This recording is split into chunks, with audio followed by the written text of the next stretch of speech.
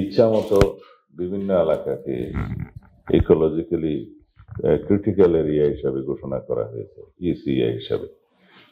সেখানে কক্সবাজার আছে, কুয়াকাটা আছে, সিলেট সুনামগঞ্জের বহু জায়গা আছে, ট্যুরিজম স্পটের বহু জায়গা আছে।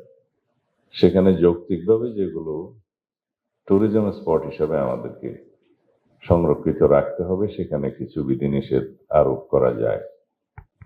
আর কক্সবাজারের সমুদ্র সৈকত, মেরিন ড্রাইভ রোডের আশেপাশে ইকোলজিক্যাল ক্রিটিক্যাল এরিয়া হিসাবে যে গেজেট নোটিফিকেশন বা ঘোষণা করা হয়েছে, এবং আদালতেরও কিছু এখানে নির্দেশনা আছে।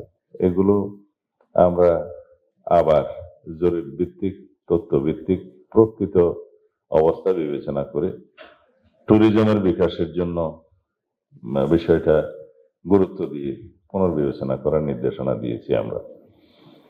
অর্থাৎ মেরিন ড্রাইভ রোডের দুই পাশে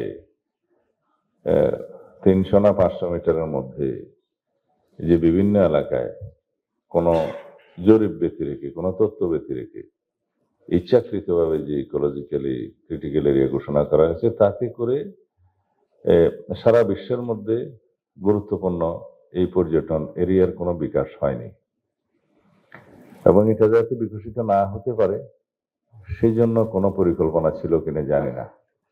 সেই বাধা আমরা দূর করতে চাই। আন্তর্জাতিকভাবে পৃথিবীর বিভিন্ন স্থানে আমরা ট্যুরিজমের জন্য বিখ্যাত যে শহরগুলো আছে, যে সি বিচ গুলো আছে, প্রয়োজনে সেগুলো আমরা স্টাডি করব, সেই পরামর্শ আমরা দিয়েছি।